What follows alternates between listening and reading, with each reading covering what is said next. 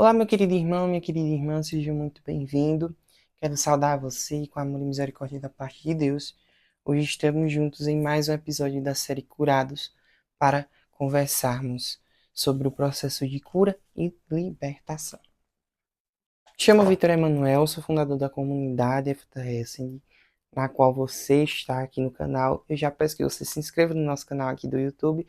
Se você estiver nos ouvindo pelo Spotify, também comece a nos seguir. Vamos ter vários episódios, várias séries por aqui. Estamos agora no terceiro episódio de Curados. São 9 episódios que vamos ter. Então, já se preparem para nos acompanhar nessa saga. Hoje, vamos estar juntos conversando sobre a cura no nosso passado. E eu já peço que você abra em João 4 para a gente ler essa passagem do Evangelho e meditarmos juntos sobre a cura do nosso passado. Vamos juntos rezar hoje com o Evangelho da Samaritana. Então, já peço que você se prepare com caderno, com Bíblia, com caneta, com marca-texto para a gente iniciar. Bom,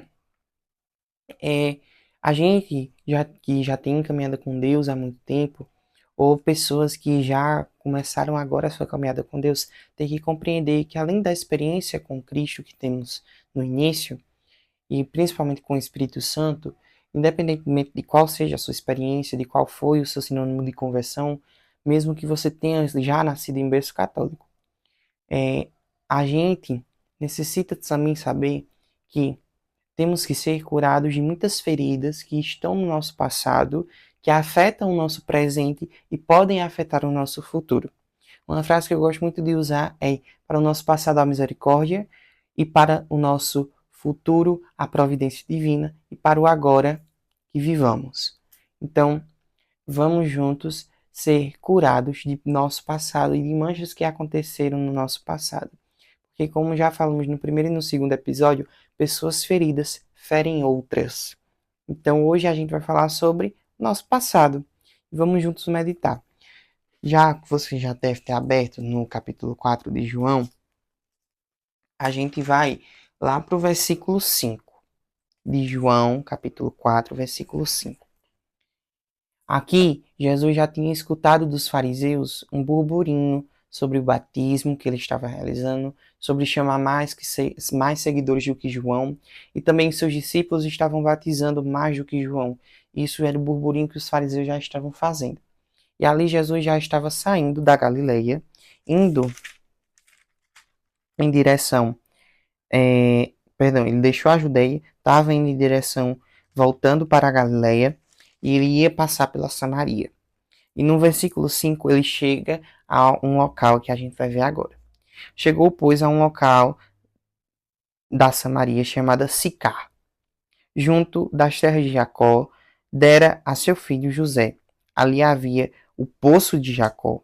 E Jesus, fadigado da viagem, sentou-se à beira do poço. Era por volta do meio-dia. E aqui é importante frisar: Jesus vai ter um encontro com essa mulher ao meio-dia, no poço de Jacó. As mulheres naquela época, elas realizavam as suas tarefas domésticas a partir do meio-dia. Pela manhã, elas iam no centro, na feira, comprar suplementos para casa, iam começar a preparar o almoço, pegar água no poço. Então, essa mulher, ela já está em um horário totalmente diferente do que é o comum. Então, já vemos que essa mulher, ela tem algo de diferente. E veio uma mulher da Samaria tirar água ao meio-dia. Pediu-lhe Jesus: dai-me de beber.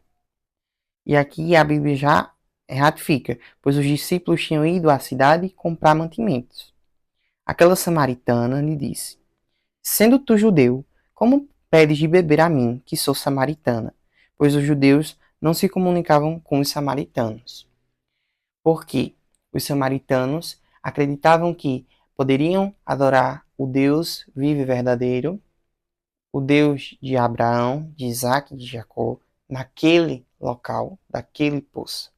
Enquanto os judeus acreditavam que esse Deus só poderia ser adorado no templo, perto dos santos, aonde Deus se manifestava sobre a arca da antiga aliança. Bom frisar isso. Então aqui vai começar-se o enredo da narrativa. Jesus responde a ela: Se conhecesses o dom de Deus, e quem é que te diz, dai-me de beber, certamente lhe pedirias tu mesma, e ele te daria uma água viva. A mulher lhe replicou: Senhor, não tens como que tirar-lhe, o poço é fundo. De onde tens, pois, essa água viva? És porventura maior do que nosso pai Jacó, que nos deu esse poço, do qual ele mesmo bebeu, e também os seus filhos e os seus rebanhos? Respondeu-lhe Jesus: Todo aquele que beber desta água tornará a ter sede. Mas o que beber da água que eu lhe der, jamais terá sede. Mas a água que eu lhe der virá a ser nele fonte de água que jorra até a vida eterna. A mulher replicou: Senhor, dai-me desta água, para que eu já não tenha sede, nem venha aqui tirá-la. Você já vê que há algo de diferente. Há alguma situação que acontece aqui que ela vai tirar água ao meio-dia, e quando Jesus fala que ele pode dar a ela uma água viva que não tem fim, que ela não sentirá mais sede de se beber, e ela compreende que na maneira humana que é uma água mesmo, que ele vai tirar ela de algum canto e vai dar para ela, ela pede, então me dê para que eu não volte mais aqui, que eu não necessite sair de casa ao meio-dia para chegar aqui e tirar água do poço. Vamos retornar. Então disse-lhe Jesus: Vai chamar o teu marido e volta cá. É engraçado que de repente Jesus fala sobre isso. Vai chamar o teu marido e volta com ele aqui. A mulher respondeu: Não tenho marido.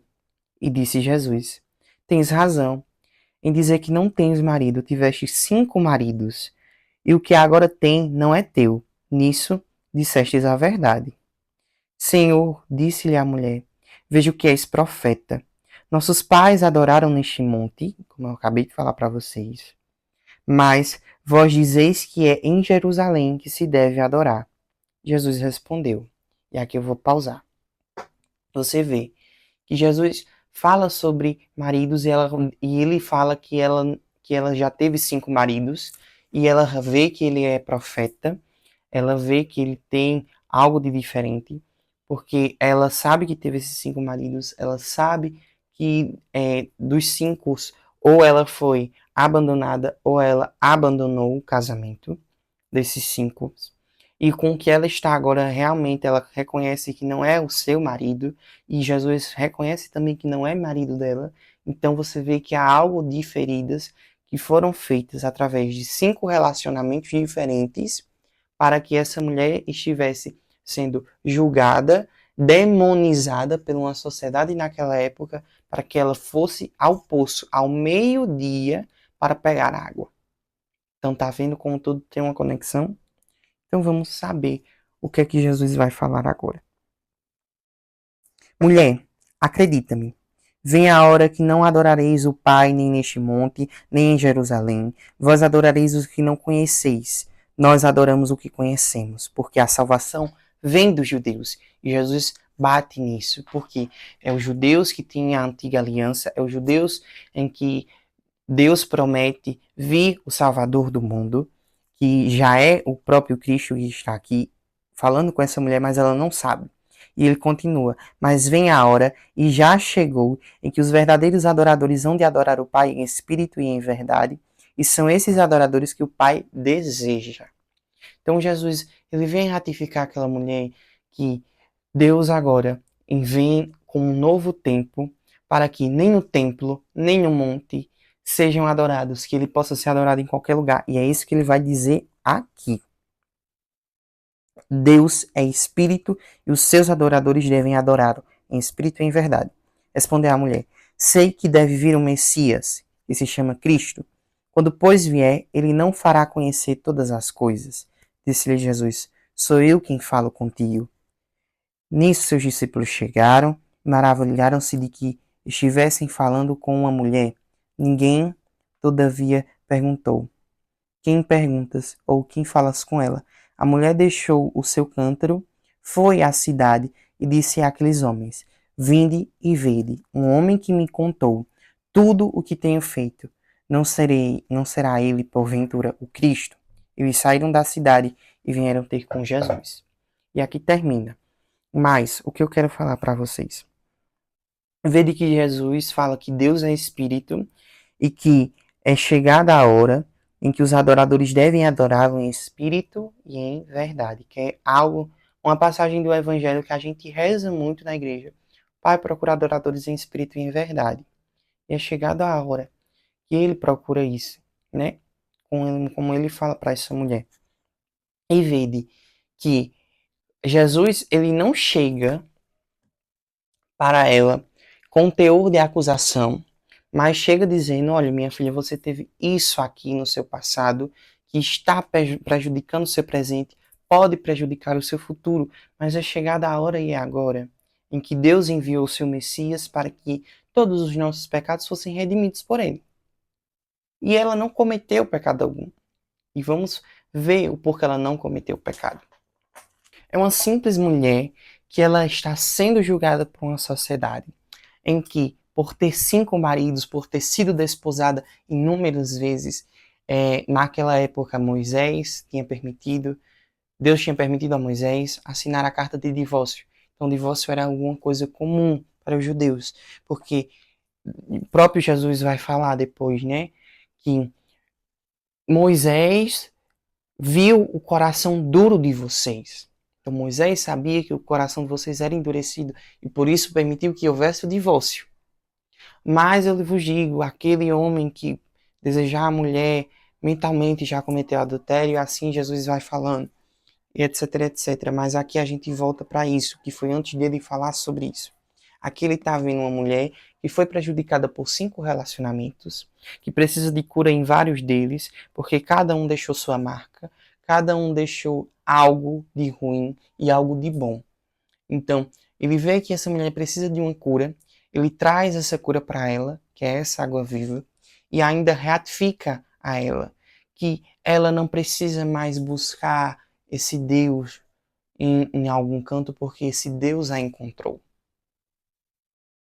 Então temos que compreender que quando Deus vem ao nosso encontro, nós não continuaremos mais os mesmos. Se a água, quando encontrou o Cristo, se transformou em vinho, e a samaritana, quando encontrou o Cristo, foi voltando para a cidade dizendo: eis um homem que falou tudo o que eu tenho feito.